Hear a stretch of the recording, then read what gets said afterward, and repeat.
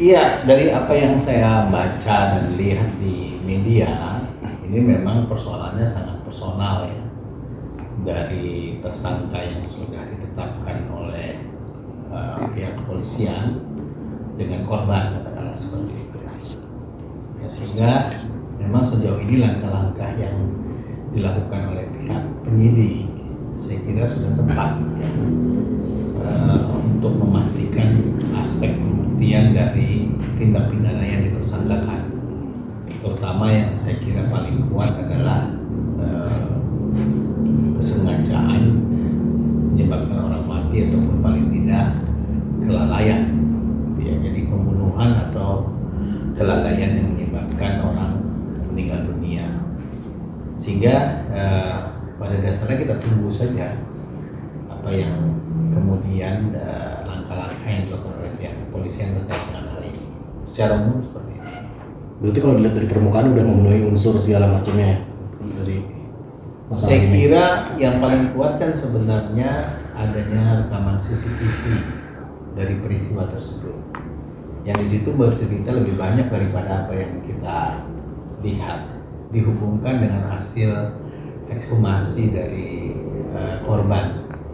Ya, jadi pemeriksaan atas mayat yang dilakukan terhadap korban ini tentu juga nantinya berkorelasi.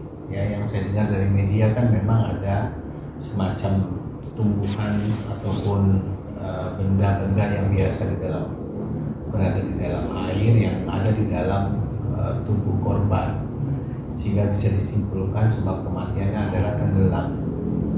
Ya, kematian yang disebabkan oleh tenggelam ini terkorelasi dengan gambaran CCTV, tangkapan gambaran CCTV yang menunjukkan bahwa tenggelamnya bukan karena sebab-sebab yang masuk kategori accident, tapi sesuatu hal yang disengaja ataupun paling tidak adalah suatu bentuk overtrain ya, suatu cara untuk kemudian memaksa tubuh orang secara berlebihan sehingga kemudian di luar dari kemampuan tubuhnya, dan ini masuk kategori kelalaian.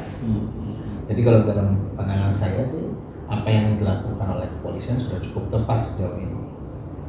Pak, banyak yang menduga ini adalah bisa juga dibilang direncanakan. Apakah benar? Karena sebelum kejadian kedua orang tua dan tersangka ini sempat mengunjungi lokasi tersebut untuk survei lapangan gimana? Rencana dalam hukum pidana itu sebenarnya tidak ada. Ya, pembunuhan berencana itu sebenarnya tidak ada. Tapi yang benar adalah pembunuhan yang dipikir-pikir lebih dulu. Jadi ada jeda waktu yang cukup baik panjang maupun pendek buat pelaku untuk memikirkan perbuatannya. Jadi kalau tadi dikatakan ada dua belah pihak, orang tua korban dan si tersangka ini katakanlah begitu, ingin merencanakan sesuatu, apa dasarnya? Karena perbuatan seperti itu terlihat sekali spontan. Apa yang terjadi di CCTV yang saya lihat ya, walaupun kadang-kadang kelihatan agak buram-buram sedikit, itu terlihat spontan yang terjadi pada waktu itu. Jadi tidak bisa diperluas persoalannya dengan peristiwa-peristiwa yang terjadi sebelumnya. Misalnya ada komunikasi antara orang tua korban dengan si pelaku ini, katakanlah seperti itu. Ya, saya kira tidak berkorelasi langsung dengan peristiwa yang ada seperti itu. Jadi tidak ada dasar untuk mengatakan ada rencana dalam hal ini.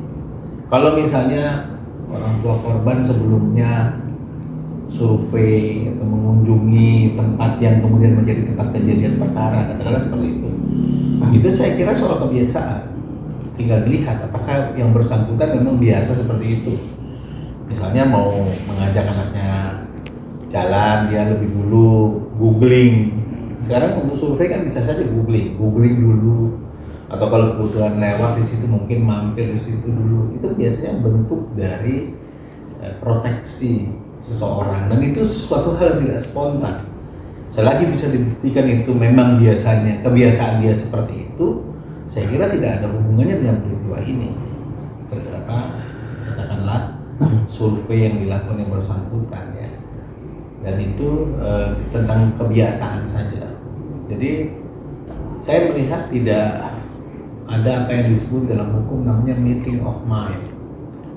Meeting of mind itu semacam kesepahaman antara kedua belah pihak nih. Karena si ibu korban ini kan tidak ada di lokasi, tidak ada di tempat, tidak berkontribusi terhadap terjadinya peristiwa. Jadi kalau mau menghubungkan dengan dia, pasti peristiwa-peristiwa sebelumnya yang menggambarkan ada meeting of mind di antara mereka, adanya kesepahaman di antara mereka. Dan itu apa yang saya baca, yang saya ketahui tidak ada yang terkorelasi, tidak ada yang terhubung dengan peristiwa itu. Bahkan malah sebaliknya. Yang saya baca itu sempat, nanti kalau mau ke kolam renang tunggu saya dulu ya, kalau nggak salah seperti inilah kurang lebih ininya. Itu kan menunjukkan sesuatu hal yang menunjukkan bahwa si pelaku, si tersangka ini telah melampaui apa yang kemudian menjadi kebijaksanaan atau keputusan dari ibu korban. Jadi tanggung jawab pribadi dialah kenapa peristiwa itu sempat terjadi. Ya. Yang miss, yang belum terungkap sampai sekarang sebenarnya kan motif. Kalau mau kita katakan ini pembunuhan, kan harus ada motif. Apa motivasinya? Kan gitu. Baik si pelaku, apalagi ibunya korban. Kalau mau menghubungkan ke ibunya korban, apa motivasinya? Ya, jadi kontribusi perbuatan tidak ada, motif tidak ada, meeting of mind tidak ada. Jadi saya pikir sangat jauh kalau dikatakan ini ada persekongkolan, ada kesepakatan, ada permufakatan di antara ibunya korban dengan pelaku terkait dengan peristiwa itu. Apa yang ada di hadapan kita semua, mungkin juga apa yang ada di dalam hasil penyidikan pihak kepolisian adalah memang peristiwa yang terjadi dalam spot di kolam renang ini. Ya, tidak terhubung dengan peristiwa-peristiwa lain terkait dengan hal ini. Saya kira seperti itu. Tapi Pak, berarti dapat disimpulkan tadi omongan Bapak bahwa spekulasi liar nih di beberapa sosmed yang menyebutkan bahwa ada keterlibatan si ibu itu berbantahkan ya Pak dari fakta-fakta yang selama ini ditunjukkan gitu. Ya spekulasi itu kan biasanya kerjanya infotainment. Kan begitu ya. Kalau orang hukum bicara soal fakta. Jadi fakta-faktanya tidak menghubungkan gitu ya. Ya saya lihat ya, baca dengan faktanya kurang lebih antara pelaku dengan ibu korban ini menjalin hubungan 2 tahun dan mereka sudah biasa pergi bersama. Si pelaku juga mempunyai anak yang sebaya katakanlah dengan korban yang biasa juga bergaul gitu. Nah itu fakta-fakta yang kita lihat, yang coba kita konstruksi secara hukum. Ya, kalau kita konstruksi secara hukum, peristiwa ini agak sulit untuk dikaitkan dengan adanya keterlibatan si ibu. Ya, walaupun ya spekulasi yang berkembang oleh kalangan media ataupun sementara orang mungkin berlatar belakang hukum juga gitu ya. Ya sebenarnya kalau apalagi profesinya advokat, kalau tidak ada hubungannya dengan perkara ini ya tidak relevan untuk mengomentari gitu. Kan gitu ya. Nah, gitu.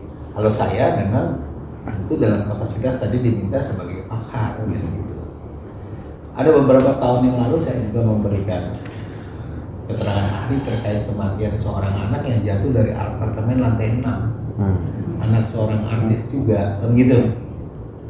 Ya sama, pijakan kita adalah fakta. Ada nggak fakta yang mendukung kemungkinan keterlibatan ayah dari anak itu yang menyebabkan korban meninggal dunia? Fakta, bukan gosip, bukan spekulasi. Gitu. Jadi faktanya sejauh ini tidak ada yang mendukung keterlibatan pihak lain selain yang sudah ditetapkan tersangka.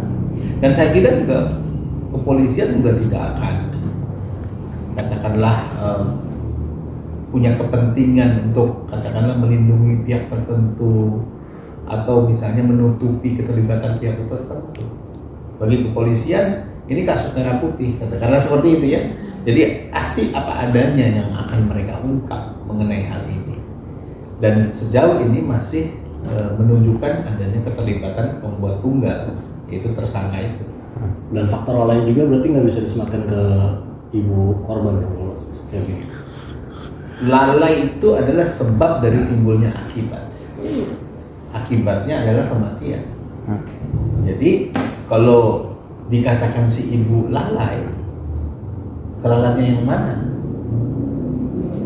Dia tidak membiarkan anaknya pergi ke kolam renang sendiri, tapi pergi bersama teman dekatnya dan anaknya, katakanlah seperti itu. Jadi baru dikatakan lalai kalau anak ini jalan sendiri ke kolam renang tanpa pengawasan ibunya, gitu loh. Sehingga kemudian karena tidak pandai berenang lalu kemudian tenggelam. Misalnya itu ada kemungkinan kelalaian seperti itu. Tapi ini pergi bersama seseorang yang cukup dipercaya, katakanlah seperti itu. Nah lalu kemudian meninggalnya korban, kalau dari CCTV yang saya lihat kan bukan karena tenggelam, misalnya karena tidak cukup pandai berenang kan begitu. Ada intervensi fisik dari si pelaku terhadap tubuh korban yang menyebabkan kemudian yang bersangkutan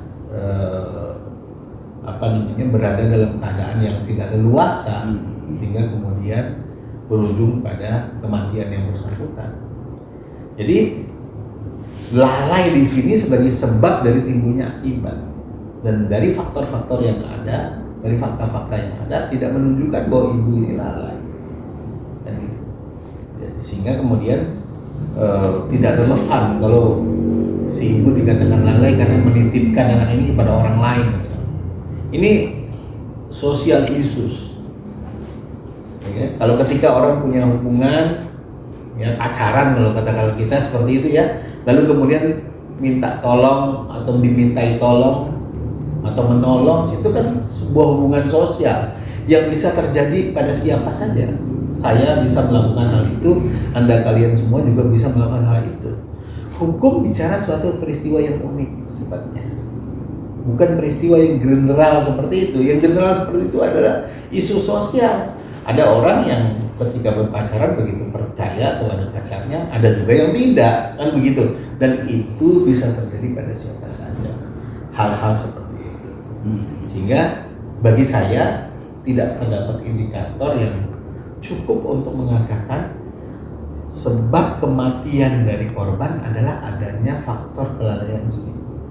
Sebab kematian korban jelas adanya intervensi fisik dari tersangka terhadap korban yang menyebabkan dia melakukan sesuatu di luar dari kemampuannya, sehingga berakibat pada meninggal dunia.